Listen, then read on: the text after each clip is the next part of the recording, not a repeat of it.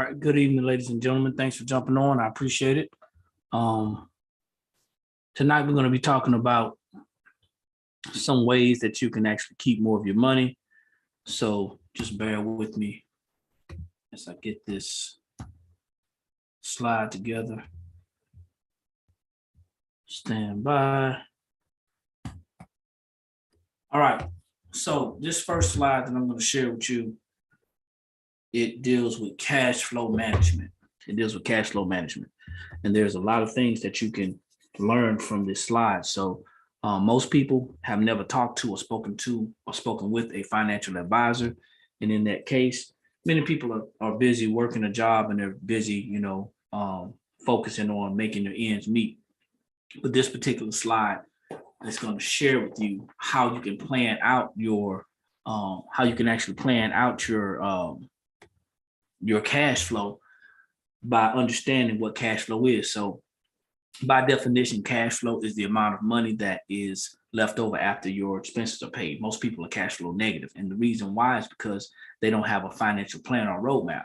Well, this is going to show you how you can actually create your own financial roadmap. Okay. So this example is Willie Wealth, and Willie Wealth has never spoken to a financial advisor, but he comes to National Business Builders and he asks about how we can help him improve his personal finances.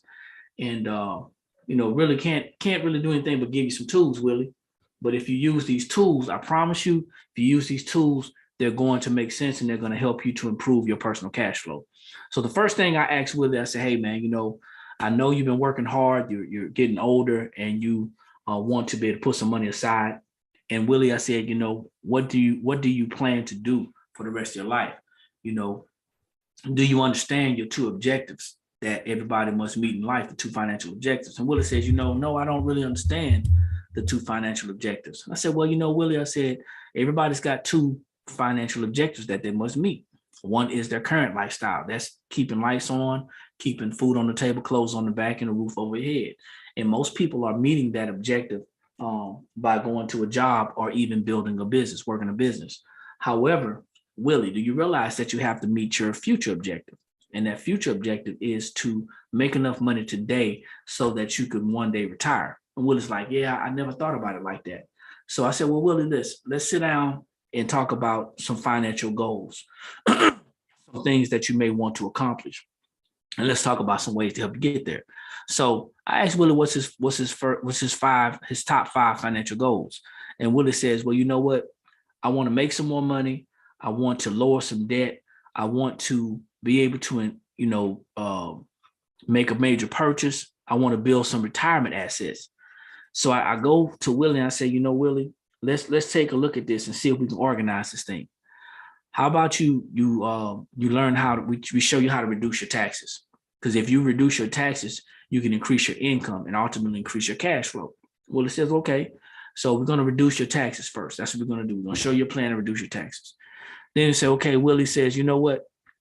I want to be able to buy a new home. I said, well, Willie, before you can buy a new home, you might want to consider building some investment retirements, because if you don't build some type of assets for retirement, you're going to be working until you die. So after we reduce our taxes, let's focus on increasing that cash flow, that income, and then let's see about, building some retirement assets, and at the same time, pay off some debt.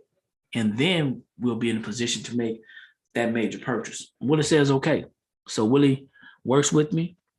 And I said, well, Willie, and I asked him a question, what's your least amount of money that you want to at retirement? What's the least amount of money that you want to get at retirement? Willie says, you know what, Eric, I want to get at least $6,000. Willie, you realize that, by the time you make that $6,000 a month, it may not be worth the $6,000. So, okay, well, that's cool. Well, I want to retire in 2033. That's about 10 years from now. So I said, Willie, well, how much do you expect to make from Social Security? Willie says, well, I think I'm going to be getting about $1,500. That's what my last Social Security statement said. So, okay, let's put that number in. I said, well, how much do you have invested right now, Willie? He says, well, I have about $15,000 in my investment portfolio. Okay, well, How much do you currently invest a month? And these are all the questions that I asked Willie to help him to create his own roadmap. He says about $100 a month. I said, well, if you had to go through your sofa, if you had to go through your ashtray, your change purse, how much money could you find? He said, well, I can find another $150. And I said, well, Willie, how much do you have set aside for emergencies? Well, I really don't have too much. I only have like $2,000. Okay, Willie, well, after looking at this and me asking these questions, do you feel like you have a plan to reach your retirement freedom goal in the time limit that you want to do it? Willie says, nah, I don't feel too comfortable. I said, well, don't worry about it, Willie. Let's go to the next step. The next step, we're going to put your debt in here. And Willie owes $17,000 on the car, where he's paying $545 a month. He owes $8,000 on the Visa, where he's paying $200 a month. And he owes $200,000 on his current mortgage, okay, where he's paying $1,200 a month. And that's all he has. So I said, well, Willie, let's look at your expenses. And he says, well, okay, let's look at them. He's trying to figure them out in his head. I said, nah, well, let's write them down. And I said, if consumer spending, if saving on consumer spending is going to help you to get on the right road to your financial freedom, would you be willing to look at some areas that you can actually save? And Willie said, yes. So as we write these things down and plug them in, he's saying, hey, you know, my cell phone bill is about $400, but I think I can cut back and save $100. My utilities are $300, but I think if I change my filters on a regular basis and I change my light bulbs to energy efficient light bulbs, I could save about $100. My car insurance is $250 a month, but I think I can cut back in some areas and save about $50. My life insurance is $400 a month, but I can drop some of those riders and I can save about $150. My internet bill, my cable bill, internet bill is about $250. He said, but I'm not at home that much, and I really want to save some money, so I'm going to cut back, and I'm only going to get the best internet package because I want to be able to stream some things, so I can save $100 there. So Willie says, okay, I think I'm comfortable, and I said, let's go to the next step. So as we save this and we return to list, we're going to go in all the numbers that we put out here, all the numbers we put in here, Willie has access to seeing. Okay, so Willie sees his numbers. Willie says, okay, I want $6,000. That's what I put in. And I'm currently looking at $1,500 per month from Social Security. Now, Willie, if you subtract that $1,500 from the $6,000, you still need $4,500 a month to meet your retirement freedom goal. Now, the calculator projected that you're going to need $675,000. And Willie's like, whoa, man, I'm not going to be able to get that. Well, that's averaging 8% on your investments, Willie. So, okay, well, Willie says, okay, well, let's see where we at. And I said, okay, look, you had $15,000 when you started. By the time we reach 2033, you're going to have $45,802. And things are not looking so bad for Willie. I said, so Willie, when you subtract that $45,802 from the $675,000, you're still going to need $629,197. Where are you going to get the money? Willie said, yeah, that's why I'm talking to you. I need to find out where I'm going to get this money. Well, you need $2,042 still, but right now you're investing $100 a month. That means that when you subtract the $100 from the $2,042, you only need $1,942. So Willie eyes are looking kind of perplexed, and he's wondering where he's going to get this money. Well, this system that we're sharing with you right now is going to share with you how you can actually get this money. The first thing we want to look at, Willie, is your business income. And if you're projected to make about $500 in business, that's where we're going to get our start at, okay?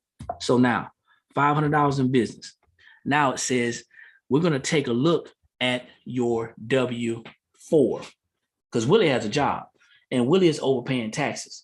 And we can see if we can try to help Willie get about $500 back a month from correctly filling out his W-4. 80% of people out there have their W-4s filled out incorrectly, and we're going to help Willie to fill out his W-4 correctly. That brings him back approximately $500 a month. That $500 a month from him keeping his money from taxes, and then the $500 a month in business, he's got $1,000. Plus, Willie is going to be investing an extra $150 that was not committed. And when he looked at his monthly expenses, he was able to save another $625. So that's $775. So Willie looks at it, he's got $1,775 to put towards his debt reduction, to put towards personal use, emergency fund, or his investments. Well, Willie's going to take that $1,775 and he's going to add it to that first debt, which is his car note. That's $545 plus the $1,745. His new payment is $2,320, and he's going to have that car paid off in 8 months. Now Willie has got some breathing room, and he's saying, hey, I can kind of see the light. So Willie is saying, hey, you know what? I am going to take this $2,320. I'm going to add it to this $8,000 Visa. Now I'm going to pay it off in 4 months. Willie's getting excited because he's seeing the light. He's really seeing the light. He's going to take that $2,520 that he just freed up. He's going to put it on his $1,200 a month mortgage payment, and his new payment is going to be $3,720. He now pays his mortgage off in 54 months. Willie just eliminated $225,000 in debt in 66 months.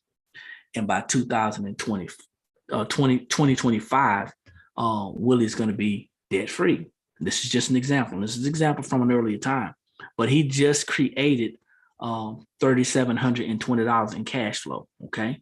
So now what does Willie do? Instead of him putting the money in his personal use, he already has built an emergency fund simultaneously. He's now going to take that $3,720 and he's going to invest it. And he's going to invest that money until he gets to his financial freedom time. Now, he wanted to be retired at 2033. Unfortunately, he didn't get there until 2 years later, but that's not unfortunate because Willie was still on the right track. $768,000 by 2035. And if he continues to invest, his money just continues to grow. Now, that's just one example of understanding how cash flow works. When we understand how cash flow works, we can definitely begin to take control of our cash flow. Good evening. Thanks for joining. I appreciate it. We're going to move on to another quick presentation, and this presentation is going to talk about how you can actually save guys more money and put more money back into your pocket by learning how to increase your cash flow even more. Okay, so give me 1 second.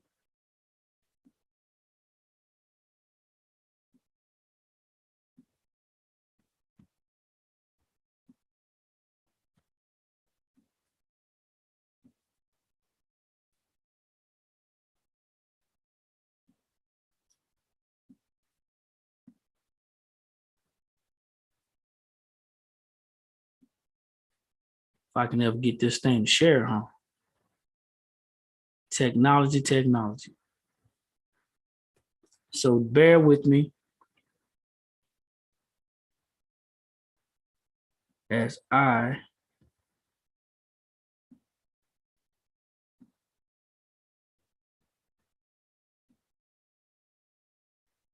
all right.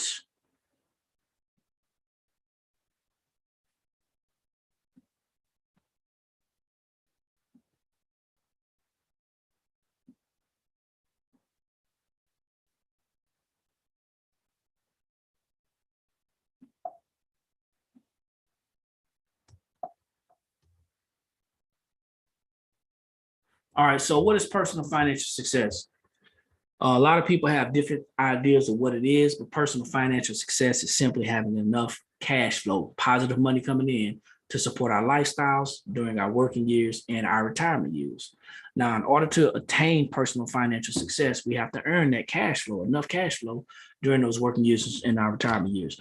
As I stated on the other example, we all are trying to meet two financial objectives: our current lifestyle and our future lifestyle. We have to make enough money in order to take care of today. That's keeping food on the table, clothes on our back, and a roof over our head. But we also have to make enough money to plan for retirement, because one day, one of three things are going to happen. We're going to stop working because we got tired and couldn't do it anymore. Mentally, we got tired and couldn't do it anymore physically, or that job that we had is going to tell us that it's time to go. When that happens, before that happens, we have to create something that's going to be making money for us when we can no longer work.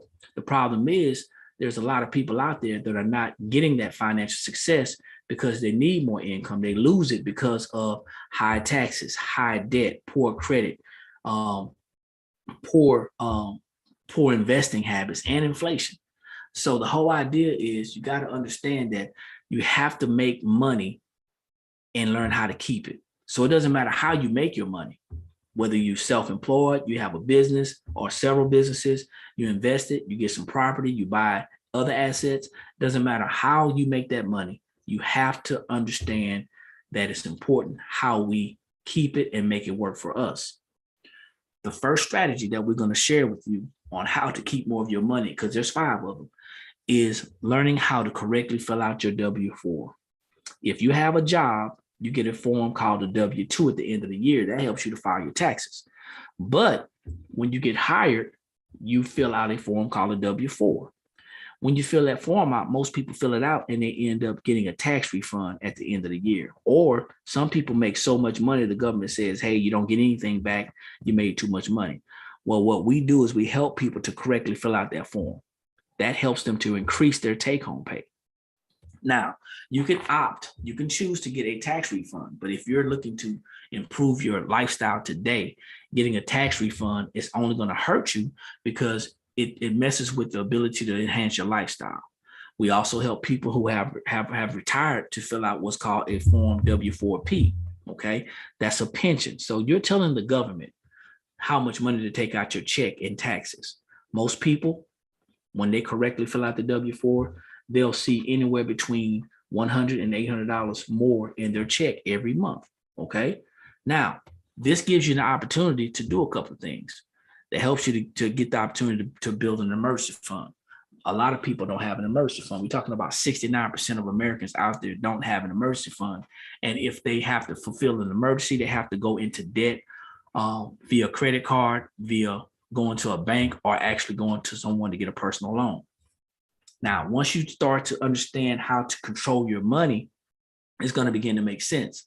The next strategy is to learn how to lower your taxes by having a home-based business. Many people out there are already getting the idea they're getting a business, but a lot of people don't know how to take care of their expenses as far as tracking the records. As a home-based business owner, there's hundreds of legal tax deductions out there. As a matter of fact, there's about 475 tax deductions out there. What we're doing is introducing you to an audit-proof record-keeping software that's going to help you to track your records and ultimately write off the things that you're going to pay for anyway. If you have a business and you have a cell phone and you use that cell phone partially for business, you can partially write it off.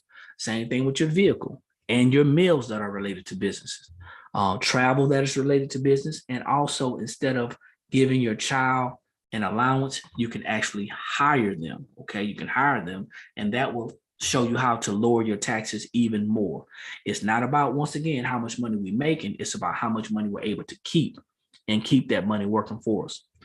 The third thing is something that I talked about over the last 5 days, and that is building, repairing, and maintaining credit. 6 to 8 million people have poor credit. And the simple fact of it is bad things happen to good people. Many people have messed up their credit in their early years, not understanding how credit worked, not understanding that on a credit card, you have to pay it back, making bad decisions, even losing jobs. I don't think anybody goes out there saying, hey, I'm not going to pay for something, but I think that sometimes bad things happen to good people. So when you have a poor credit score, you have high interest rates. And when you have high interest rates, you lose hundreds of thousands of dollars to banks and other institutions over a lifetime. So what you have to understand is the importance of being educated about credit. And like I said, I talked about this over the last 5 days, the payment history, the credit utilization, the length of credit, the new credit and the credit mix. And I even offered people an opportunity to understand how to repair their credit by using this system. That's the third way you get to save money. The fourth way is creating a debt elimination / management plan. How that works is simple. You're going to write down all of your debt. You're going to plug it into a system, and it's going to help you to guide you to paying it off more effectively and more efficiently. But debt is stressful. It's a curse, and it robs us of our ability to build wealth. Anybody who's looking to make a major purchase, debt to income ratio plays a huge part in your credit. So because a lot of people have a lot of debt, their credit scores are down. If we can just pay that debt down, then our credit scores will go up. And the average person that is using, that is a person that is in debt, they're using approximately 25% of their income to pay their debt down. But a lot of people don't feel like they're getting anywhere because many people are paying the minimum, which means they're usually paying the interest. Okay. And the last thing to increase your cash flow is the investment education, understanding terminologies, strategies, and mindsets. Now, the first slide I just shared with you, the very first slide, that was an investment education piece. It tells you, it asks you what your 5 financial freedom goals are. It tells you by you putting the numbers in when you're going to be able to retire, how much you need at retirement, and how you can actually make your money work for you.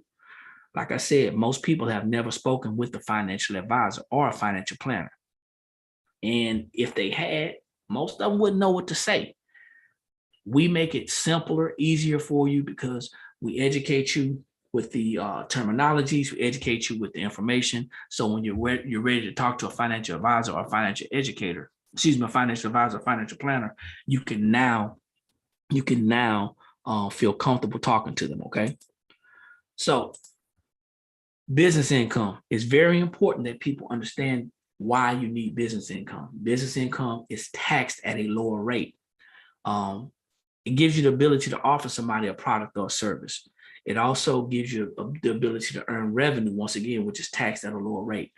Most people don't understand that a business is a strategy and it helps us to lower our taxes.